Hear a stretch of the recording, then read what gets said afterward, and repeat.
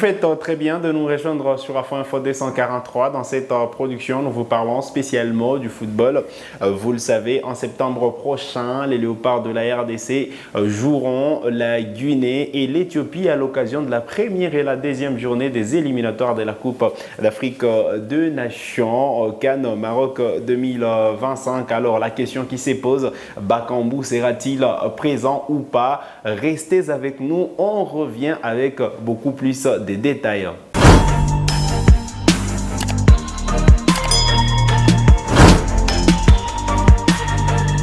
Allez, très content de vous retrouver sur Afro Info 243. Il était absent lors de la précédente trêve du mois de juin où la RDC a joué le Sénégal et le Togo à l'occasion des éliminatoires de la Coupe du Monde de la FIFA 2026. Cédric Bakambu sera de nouveau absent lors de la prochaine trêve internationale du mois de septembre qui est prévue entre le 2 et le 10 septembre prochain pour cause. Il ne sera pas totalement remis de sa blessure parce qu'il a été opéré au mois de mai dernier. Vous le savez, Cédric Bakambu devrait revenir sur les terrains vers la fin du mois de septembre. C'est son entraîneur au Betis qui l'a révélé, Emmanuel Pellegrini. Il a dit, et je cite, je pense que Cédric Bakambu a encore beaucoup de temps pour revenir dans l'équipe. Ce sera vers fin septembre, a-t-il déclaré en conférence de presse. Et donc, on en sait un peu plus sur les retours de Cédric Bakambu sur les terrains. Vous le savez, il y a cela une semaine, il a repris avec les entraînements avec le Betis parce qu'il était sur la liste pour la deuxième étape de la préparation. Le championnat va démarrer, mais Bakambu sûrement devra patienter la fin du mois de septembre pour revenir sur le terrain, sauf changement de dernière minute. Et donc, avec cette déclaration, on est certain que Bakambu ne sera pas de la partie lors de la prochaine trêve internationale et ne devra pas justement jouer pour le Léopard de la RDC qui affronteront la Guinée le 6 septembre et le 9 l'Éthiopie à l'occasion de la première et la deuxième journée des éliminatoires de la CAN. Et donc les Léopards feront sans leur attaquant vedette parce que sans conteste, Bakambu reste l'attaquant vedette de la République démocratique du Congo, même si à la dernière Coupe d'Afrique des Nations, ce n'était pas la grande classe. Même si voilà, on ne l'a pas eu au mois de juin parce qu'au mois de mars, la RDC était absente justement de la trêve. En juin, on attendait Bakambu, il s'était blessé malheureusement avec son club. En septembre, on l'attendait un peu moins, mais parce qu'il revient d'une blessure. Mais Bakambu ne sera pas de la partie. On devrait partir sur Mayele, Essende et Simone Bonza qui vont se disputer la place des titulaires en septembre prochain contre la Guinée. Et justement, l'Éthiopie, ces deux matchs qui vont justement déterminer l'avenir de la RDC parce qu'il faudra démarrer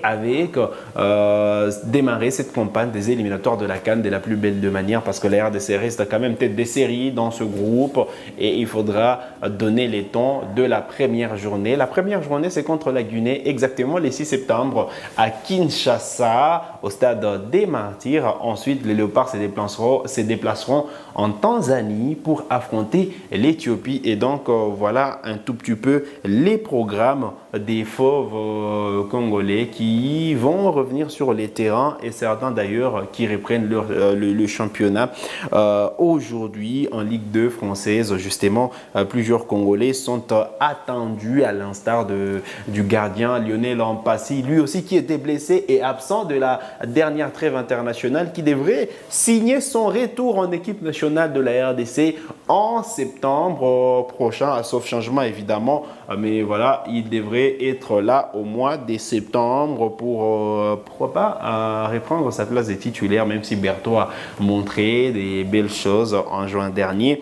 Donc voilà, c'est au staff, ce sera au staff de voir qui pourra partir et qui pourra justement être titulaire ou pas. Mais la bonne nouvelle, c'est que Lionel Ampassi va revenir en équipe nationale et aujourd'hui, c'est la reprise donc pour la Ligue 2 française et il sera sur les terrains. Bien de joueurs sont attendu en Ligue 2, pardon, à l'instar de Fabrice Ansakala, Mwimba Isala et bien d'autres joueurs qui sont attendus en équipe nationale de la RDC. Alors, on va parler de cette information, c'est l'info mercato de la journée. C'était dans le tuyau et c'est désormais officiel.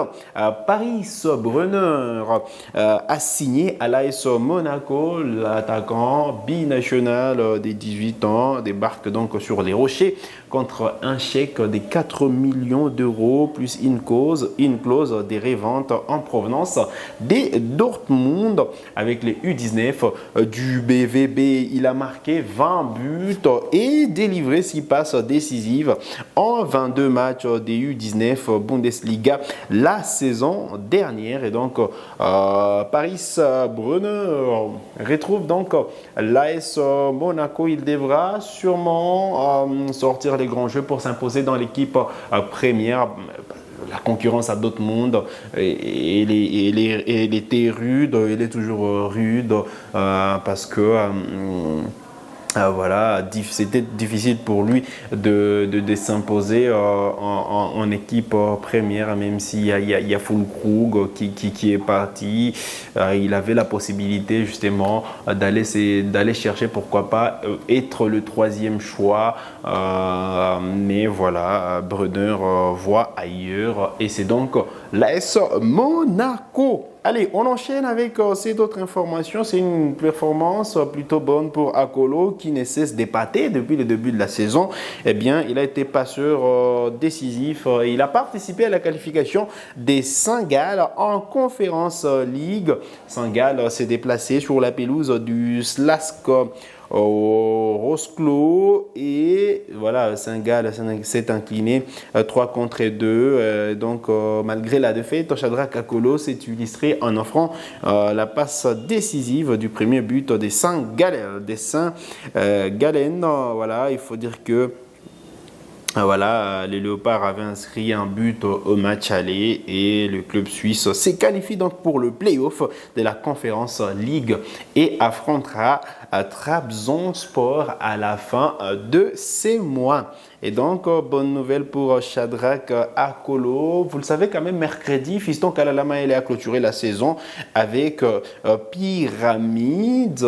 Et donc, Fiston Kalala Mayele, avec ses 17 buts, a terminé donc deuxième meilleur buteur du championnat égyptien à une unité seulement du leader Wessam Abou Arli, des attaquants de Al Ahly qui compte 18 réalisations. Et donc, le championnat, cette clôture ce week-end, mais c'est terminé pour Pyramide et Fiston Kalala Mayele qui ont joué leur tout dernier match mercredi dernier. Voilà donc quelques informations concoctées pour vous, mais on ne peut pas terminer sans parler de cette récompense qu'a eu Yohan Wissa pour ses 100 premières apparitions en Première Ligue anglaise. L'international congolais, vous le savez, est arrivé à Brentford en août 2021. La saison dernière, il a dépassé la barre des 100 matchs en championnat avec le club. Il en a disputé 102 au total.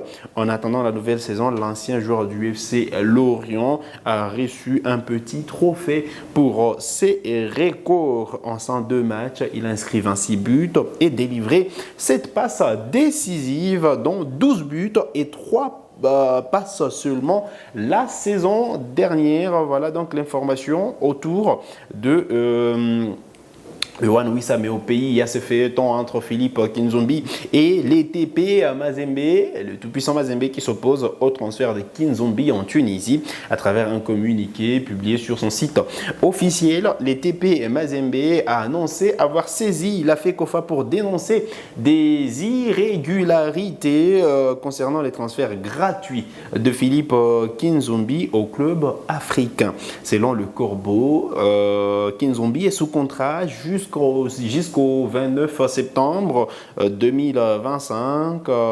Tout club désirant obtenir sa signature devrait s'acquitter d'une somme de plus de 10 millions de dollars. Voilà, donc ces feuilletons qui est entre Philippe Kinzombie et les TP Mazembe. Kinzombie qui s'entraîne tranquillement avec le club africain en Tunisie. Voilà qui met un terme à cette production sur Afro Info 243. Vous êtes nouveau à la chaîne, cliquez sur s'abonner, activez la cloche des notifications pour ne manquer aucune de nos prochaines publications. Likez cette vidéo si elle vous a plu et merci de nous avoir suivis.